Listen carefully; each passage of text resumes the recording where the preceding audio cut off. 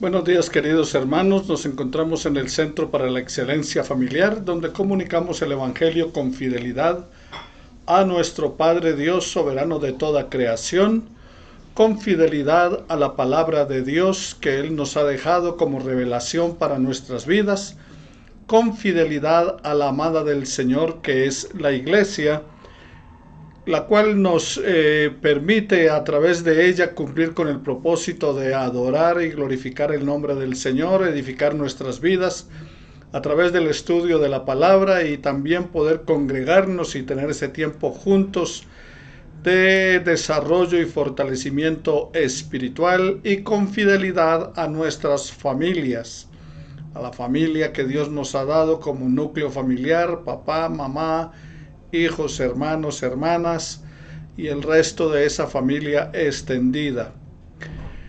Glorificamos el nombre del Señor porque como el Centro para la Excelencia Familiar lo que procuramos es familias transformadas que glorifiquen al Señor y le den gloria a su nombre a través de ser un testimonio vivo en la sociedad donde nos movemos. Venimos estudiando en los últimos domingos una serie de mensajes en el sermón desde el monte o el sermón del monte como es conocido, de los capítulos 5, 6 y 7 del Evangelio según San Mateo. Entonces, mis queridos hermanos, hoy es el estudio número 10, sermón desde el monte, el espíritu de sinceridad en el reino. ¿Deseas recompensa de Dios o de los hombres? Vamos a mirar acerca de la importancia de las buenas obras sin ostentación. Mateo capítulo 6 de los versículos 1 al 14 en la palabra del Señor, que nos habla si es piedad o hipocresía. Vamos a orar al Señor para que el Espíritu Santo sea colocando en nuestra mente y corazón su propósito divino para nuestras vidas, para la de ustedes y para la mía.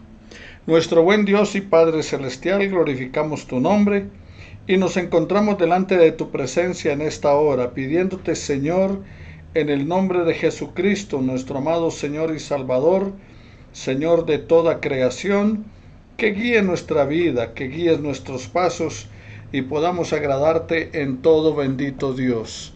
Amado Señor, ponemos delante de tu presencia la vida de nuestros hermanos de la Iglesia, Centro para la Excelencia Familiar, para que sean edificados con tu palabra, para que sean, Señor, movidos a la fe en ti, que tu Espíritu Santo les guíe hacia toda verdad y juntos podamos crecer y fortalecernos en la vida espiritual con el propósito de agradarte en todo.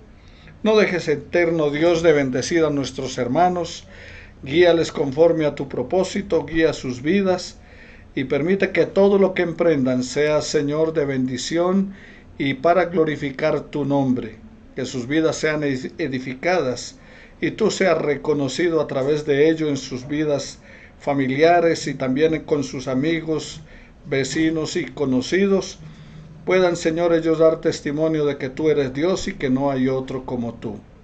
Señor, como cada domingo también hoy, ponemos delante de tu presencia la vida de las personas de nuestra congregación que tienen problemas de salud.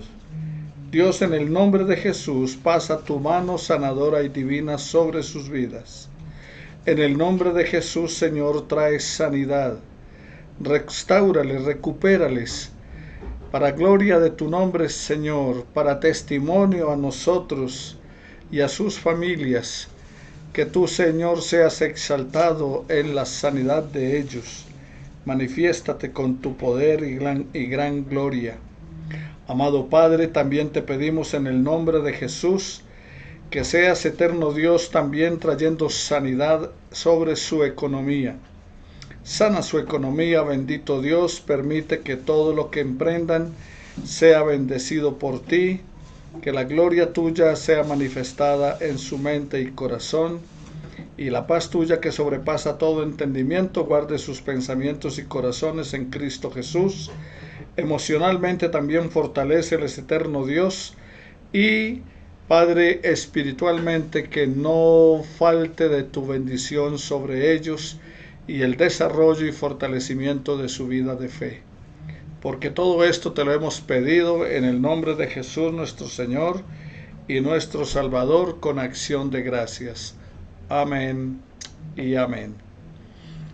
Bueno, mis hermanos, les recordamos hoy que tendremos la Cena del Señor, por lo tanto, les invitamos a preparar los ingredientes, tenerlos listos para cuando finalice la predicación de la palabra del Señor, entonces participemos de la Cena del Señor. Tenga a mano el pan y también tenga la bebida. Si no tiene vino, puede ser otra bebida. Recuerde que lo que estamos es simbolizando y recordando el sacrificio de Jesús por nosotros.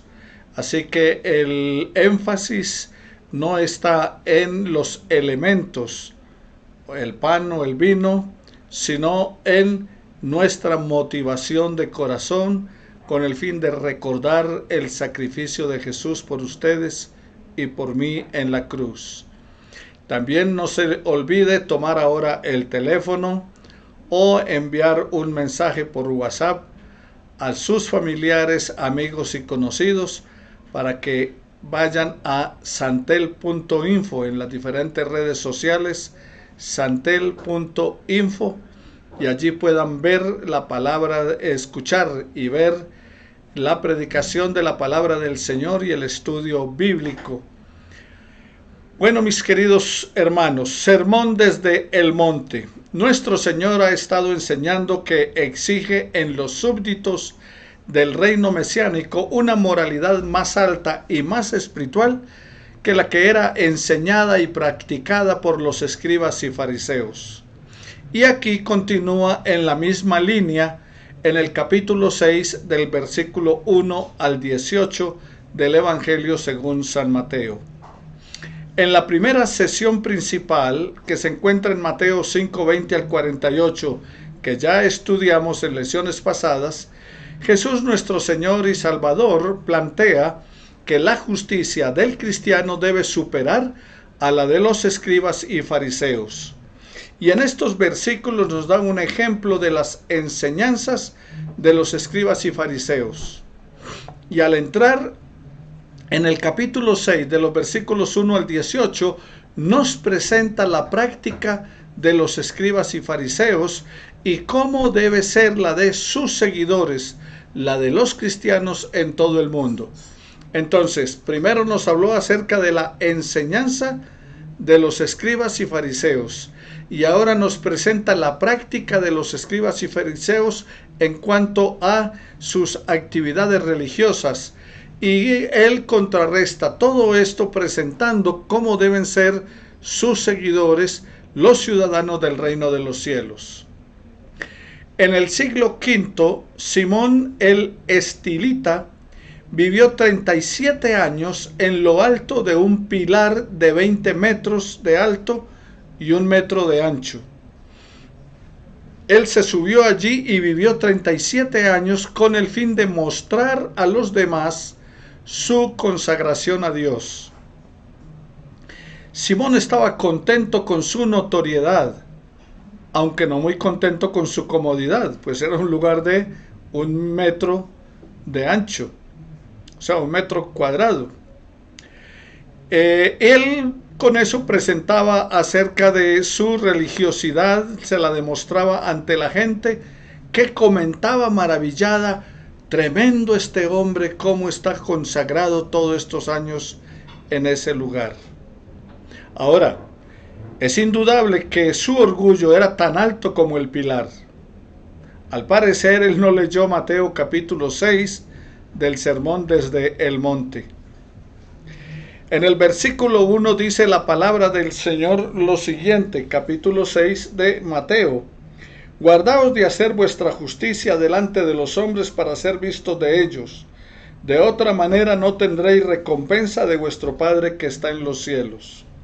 Y cuando des limosna, no hagas tocar trompeta delante de ti, como hacen los hipócritas en las sinagogas y en las calles para ser alabados por los hombres. De cierto os digo que ya tienen su recompensa. Mas tú, cuando des limosna, no sepa tu izquierda lo que hace tu derecha, para que sea tu limosna en secreto, y tu Padre que ve en lo secreto te recompensará en público. Y cuando ores, no seas como los hipócritas, porque ellos aman el orar en pie en las sinagogas y en las esquinas de las calles para ser vistos de los hombres. De cierto os digo que ya tienen su recompensa. Mas tú, cuando ores, entra en tu aposento, y cerrada la puerta, ora a tu Padre que está en secreto, y tu Padre que ve en lo secreto te recompensará en público. Y orando, no uséis vanas repeticiones como los gentiles que piensan que por su palabrería serán oídos. No os hagáis pues semejantes a ellos, porque vuestro Padre sabe de qué cosas tenéis necesidad, antes que vosotros le pidáis. Vosotros pues oraréis así: Padre nuestro que estás en los cielos, santificado sea tu nombre. Venga tu reino. Hágase tu voluntad como en el cielo, así también en la tierra. Y el pan nuestro de cada día, dánoslo hoy. Y perdónanos nuestras deudas, como también nosotros perdonamos a nuestros deudores. Y no nos metas en tentación, mas líbranos del mal. Porque tuyo es el reino y el poder y la gloria por todos los siglos. Amén. Porque si perdonáis a los hombres, también a vosotros vuestro Padre Celestial os perdonará. Mas si no perdonáis a los hombres sus ofensas, tampoco vuestro Padre os perdonará vuestras ofensas. Entonces, ¿qué dice la palabra del Señor? La palabra del Señor dice vuestra justicia. Y cuando dice vuestra justicia, allí en el versículo 1 está hablando de acciones justas u obras buenas. Capítulo 5, versículos 6, versículos 10 y 20. Tales como dar limosnas, la oración y los ayunos. Entonces está hablando de acciones justas u obras buenas, la limosna, la oración y los ayunos. Hacer justicia es una frase que ocurre con frecuencia. Salmo 106, versículo 3, y el libro del profeta Isaías, capítulo 58, versículo 2, como también Primera de Juan, capítulo 2, versículo 29, y capítulo 3, versículo 7 y versículo 10. Ahora, dice, para ser vistos de ellos. Dice, hacer vuestra justicia delante de los hombres, ¿para qué? Para ser vistos de ellos. Como Simón el estilita, que vivió 37 años en esa torre para que la gente viera y comentara cuán consagrado estaba él. Entonces, esto lo llama en la palabra de Dios el hipócrita. O sea, el hipócrita es un actor, alguien que se colocaba una máscara para no mostrar la realidad. La sinceridad del alma y no la religiosidad jactanciosa es la marca del reino de los cielos. Guardaos de hacer vuestra justicia delante de los hombres para ser vistos de ellos. De otra manera no tendréis recompensa de nuestro Padre que está en los cielos. Versículo 1 de la palabra del Señor. Jesús enseña a sus seguidores que deben practicar los deberes religiosos. Allí en el versículo 1. Sin embargo, esos deberes religiosos se los plantea como la caridad, versículos 2 al 4, la oración de los versículos 5 al 15 y el ayuno de los versículos 16 al 18. Para servir a Dios, para servir a los demás, no para ser vistos ni elogiados.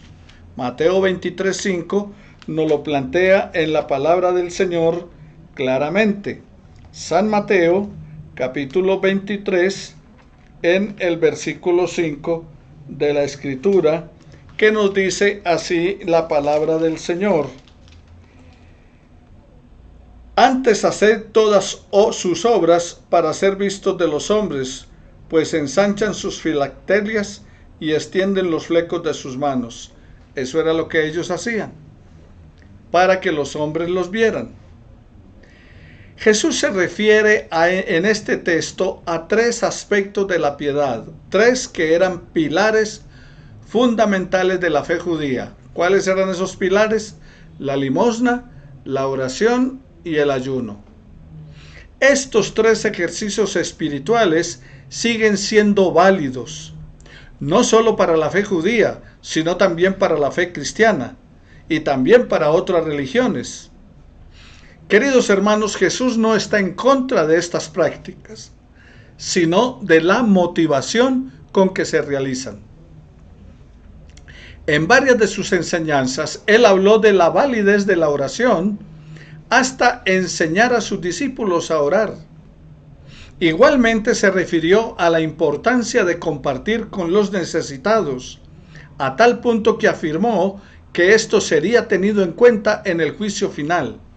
Dice así: cuando venga el Hijo del Hombre en su gloria, Mateo capítulo 25, versículos 31 al 46, que habla acerca de que tuve hambre, me diste de comer, tuve sed, me diste de beber.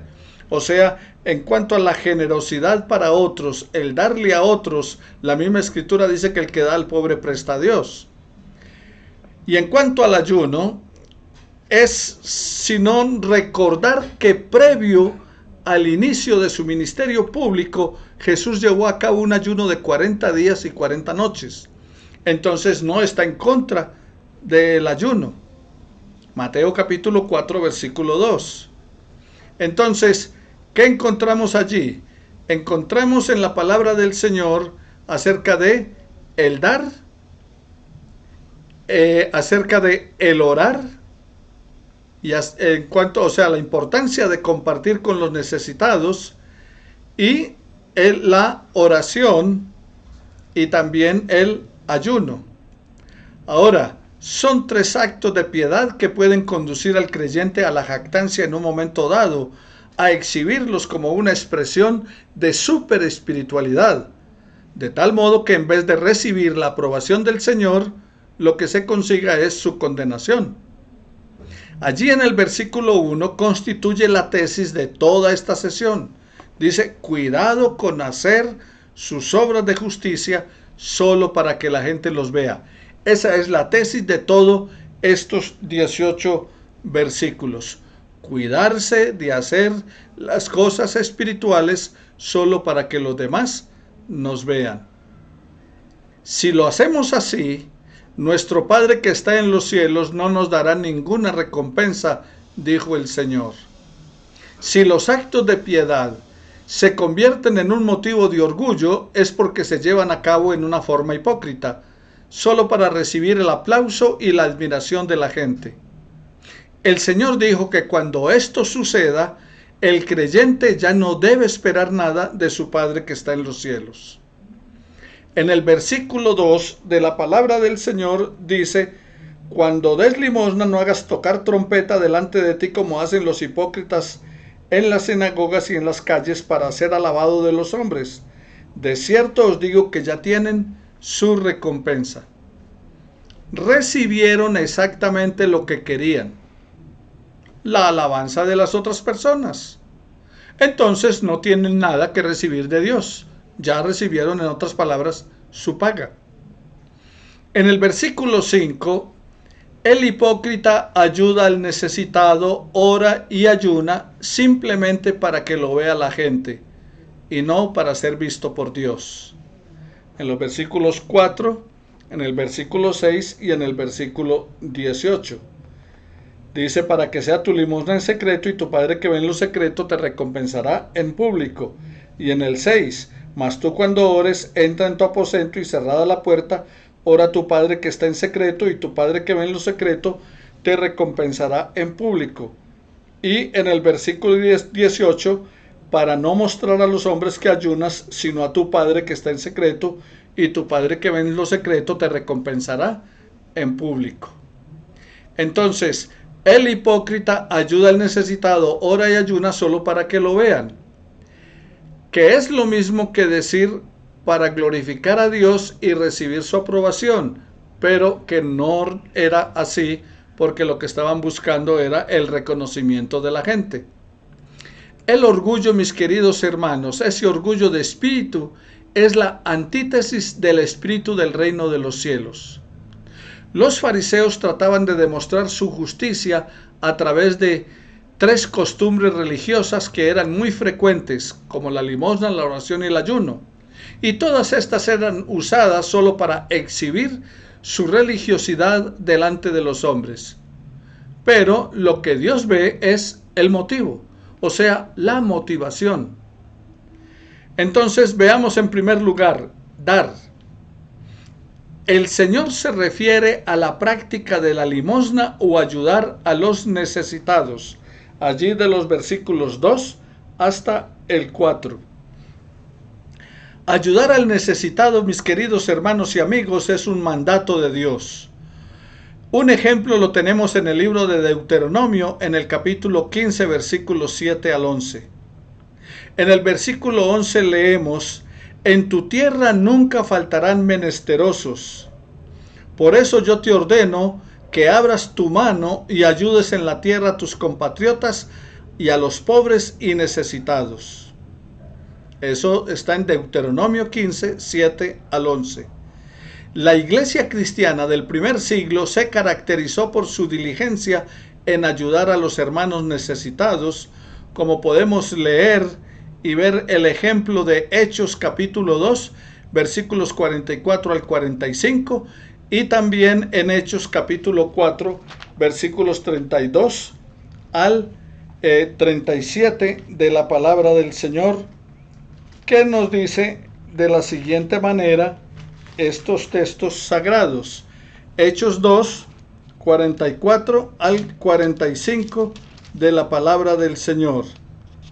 Y dice así la Escritura: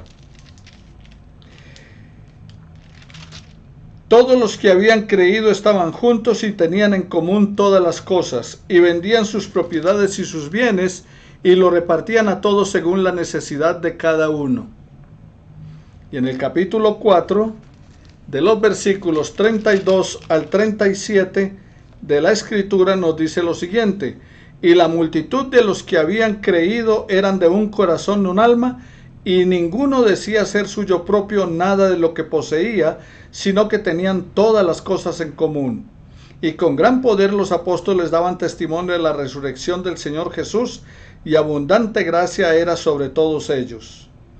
Así que no había entre ellos ningún necesitado, porque todos los que poseían heredades o casas las vendían y traían el precio de lo vendido y lo ponían a los pies de los apóstoles, y se repartía a cada uno según su necesidad. Y también en 2 de Corintios, en el capítulo 9, de los versículos 1 al 15. Así que el Señor, como ya fue dicho, no está en contra de la ayuda a los necesitados, sino de la motivación con que lo hacemos. La ayuda al necesitado jamás puede ser motivada por la jactancia, ni para ser pregonada a los 4 vientos. La motivación para la limosna debe ser el amor al prójimo. Esa debe ser la motivación, el amor al prójimo. Y con el anhelo profundo de satisfacer su necesidad. Si se da para ser halagado por los demás, entonces es pura hipocresía que merece el repudio del Señor. El acto de dar es una buena prueba para medir motivos puros. Los religiosos eran muy buenos para dar limosnas, especialmente cuando eran observados por los curiosos. Su motivación era edificar una reputación de personas altamente generosas. El Señor debe haber sonreído a sus discípulos al describir las acciones de los hombres al dar limosna tocando trompeta para llamar la atención. El maestro tenía el don de usar el sarcasmo santificado. O sea, era una manera de decir, cuando dice, y no hagan tocar trompeta o algo, es un sarcasmo. No era que ellos tocaran trompeta para que los vieran. Pero sí, los fariseos en cuestión eran muy buenos actores al dar sus limosnas. lo hacían con gran ostentación, y Jesús los llamó hipócritas, o sea, actores que usan máscaras, ya que su motivación era ganar la alabanza de la gente. Y Jesús les dijo que ya tenían su recompensa y que no podían esperar una recompensa de parte de Dios. Cuando él habló de no permitir que la mano izquierda supiera qué estaba haciendo la derecha, él no estaba promoviendo el secreto en sí, sino que está impulsando motivaciones adecuadas. No es hacerlo al escondido, o no es que usted marque en un sobre, o no es que cuando usted eche el billete la gente lo vea. No, la gente lo va a mirar una vez que usted puso la mano en el plato de la ofrenda o en la bolsa de la ofrenda, o cuando entregó el sobre. A eso no es que se refiere el Señor Jesús, sino qué fue lo que lo motivó. La búsqueda de una recompensa pública era precisamente lo que Jesús estaba atacando allí en ese versículo 4. En segundo lugar, orar. Entonces, dar limosna, orar. El Señor se refiere a la oración, y nuevamente el Señor afirma que se debe orar no para ser vistos y halagados por la gente, sino para agradar al Señor y ser escuchados por Él. ¿Es la oración una actividad religiosa o es una manera de tener una relación de amor con Dios? ¿Usted qué opina? ¿Es la oración una actividad religiosa o es una manera de tener una relación de amor con Dios? Mírelo allí de los versículos 9 al 15. Hay 3 instrucciones básicas. 1. No exhibirse ante la gente. 2. Orar en privado delante del Señor. Y 3. Evitar oraciones largas y repetitivas. ¿Qué es lo que dice? Y cuando ores no seas como los hipócritas, porque ellos aman el orar en pie en las sinagogas y en las esquinas de las calles para ser vistos de los hombres. De cierto os digo que ya tienen su recompensa. Mas tú cuando ores, 1. Entra en tu aposento y cerrada la puerta, ora a tu Padre en secreto. 2. Versículo 7. Y orando no uséis vanas repeticiones, como los gentiles que piensan que por su palabrería serán oídos. No os hagáis pues vosotros semejantes a ellos, porque vuestro Padre que sabe de qué cosas tendréis necesidad. Entonces, 3 instrucciones básicas para la oración. 1. No exhibirse ante la gente. 2. Orar en privado. Y 3. Evitar oraciones largas y repetitivas. Luego el Señor enseña a sus discípulos a orar y les comparte la hermosa oración conocida como el Padre Nuestro. Ahora bien, cuando el Señor les dice que no oren para ser vistos de los hombres, porque aman el orar en pie en las sinagogas y en las esquinas de las calles para ser vistos de los hombres. Entonces, cuando ellos iban a orar a determinadas horas, de acuerdo a la norma de aquella época para orar, que uno era la hora, digamos, a las 9 de la mañana, a las 12 del día, a las 3 de la tarde, entonces, y a la última hora, que era a la hora sexta, o sea, a las 6 de la tarde. Entonces, ¿qué hacían ellos? Digamos, estaban dentro de la casa y cuando les tocaba orar, entonces se salían de la casa y se paraban en una esquina a orar. Por eso dice que aman el orar en las esquinas de las calles para ser vistos de los hombres. O sea que en vez de haberse quedado en la casa orando allí y hablando con Dios, salían a la esquina para que lo vieran. O cuando estaban en las reuniones de la sinagoga, entonces tocaba el momento de orar y se ponía en pie para que la gente lo mirara y dijera: ah, cómo es de devoto, cómo es de consagrado, cómo es de dedicado, mire cómo ora. Eso el Señor es lo que está diciendo. No lo haga de esa manera. Y también dice oraciones largas y repetitivas. Es porque hacían oraciones muy largas y repetían sobre lo mismo, solamente para que la gente escuchara y dijera, uy, ¿cómo ora? Ese sí es un verdadero hijo de Dios. Entonces, no es que el Señor esté prohibiendo orar mucho tiempo. No es que el Señor esté condenando el hecho de que usted de pronto repita alguna palabra durante una oración, sino la motivación. Entonces luego el Señor, ¿qué hace? Les enseña a orar. Y allí entonces les comparte esa hermosa oración que conocemos ustedes y yo como el Padre Nuestro.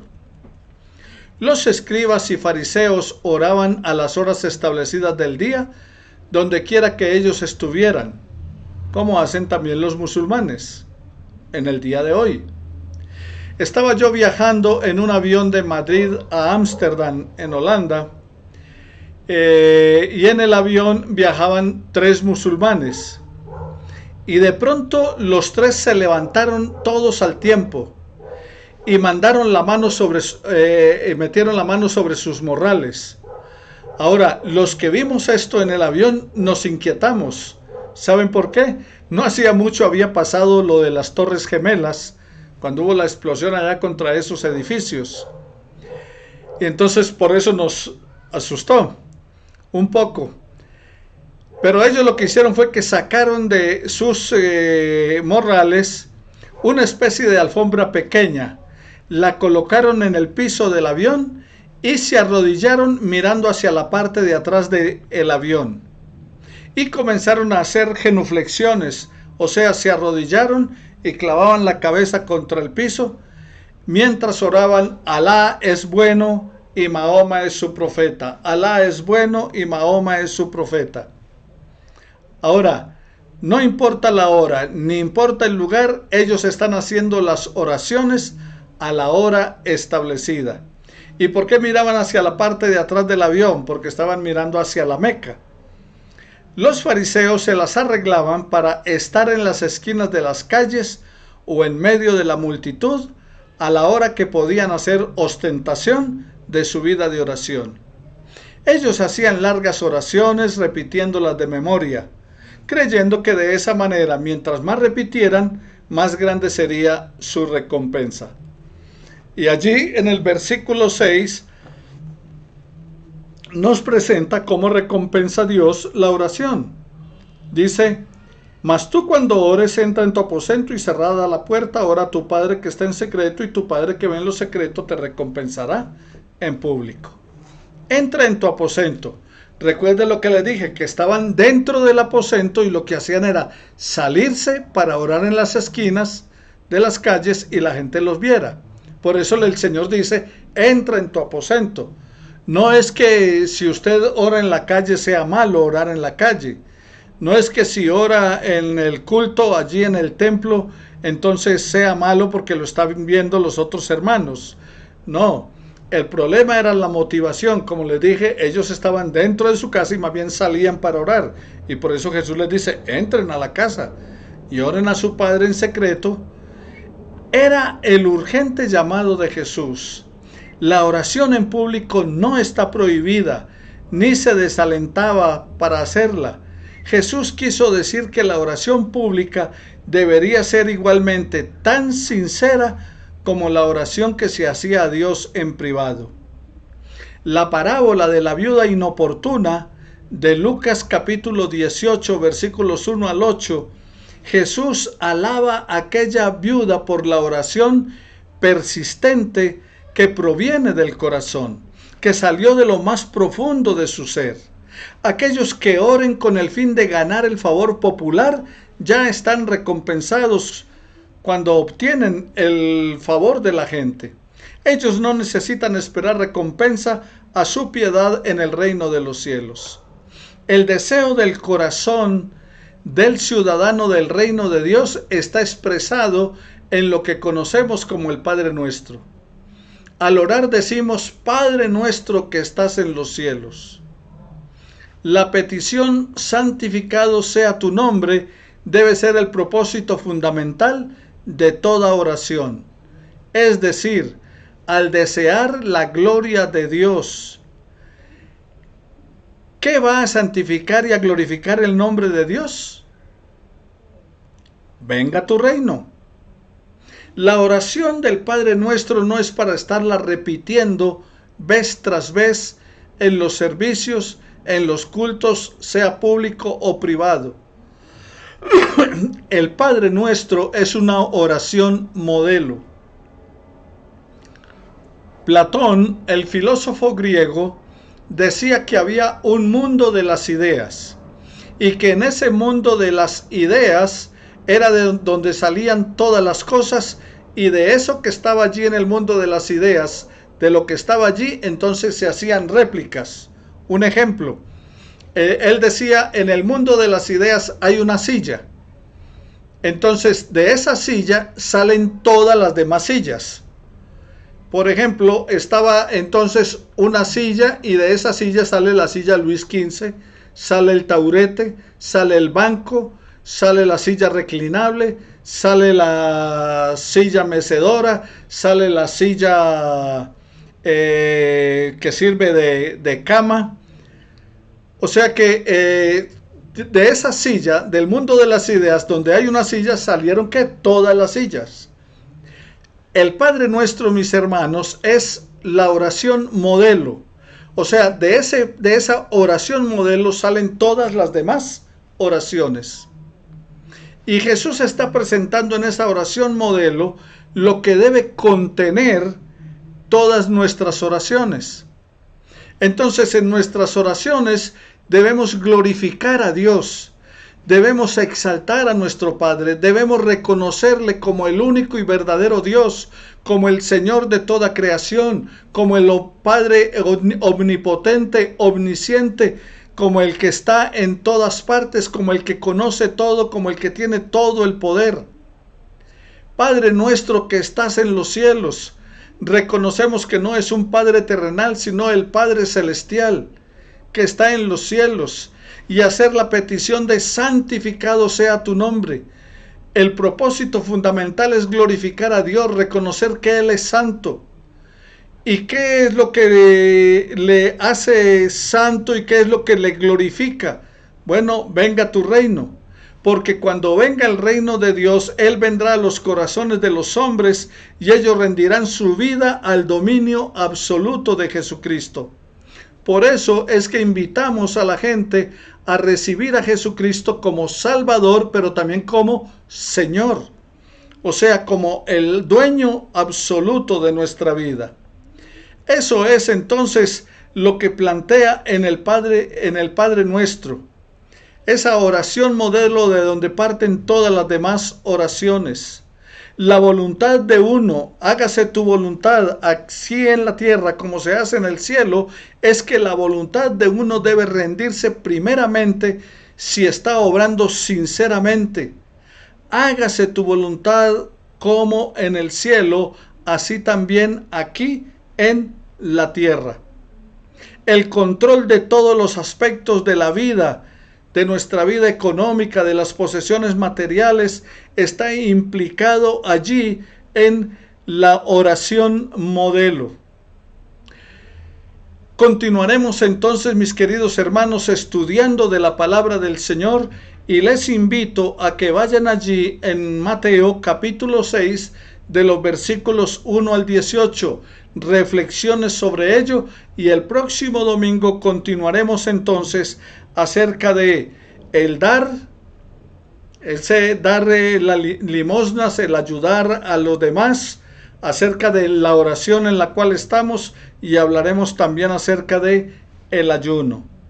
Entonces continuaremos el próximo domingo con este estudio de la palabra del Señor. Nuestro buen Dios y Padre Celestial, nos presentamos delante de ti en esta hora, dándote gracias por el estudio realizado y pidiéndote en el nombre de Jesús que nos ayudes, bendito Dios, a entender tu palabra y a ponerla por obra. Glorifícate en nuestras vidas y permite que todo lo que hagamos de palabra o de hecho sea para gloria de tu nombre. Al igual que tus discípulos te decimos, enséñanos a orar.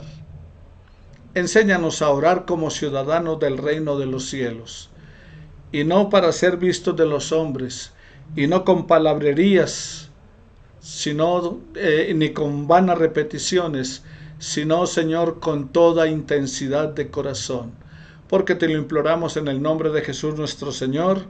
Amén y amén. Te invitamos a que continúes con la alabanza que tendremos enseguida, y luego entonces vendrá la predicación de la palabra del Señor, y al finalizar tendremos la cena del Señor. Que Él te continúe bendiciendo día tras día para alabanza y gloria de su nombre, en Cristo nuestro Señor. Amén y amén.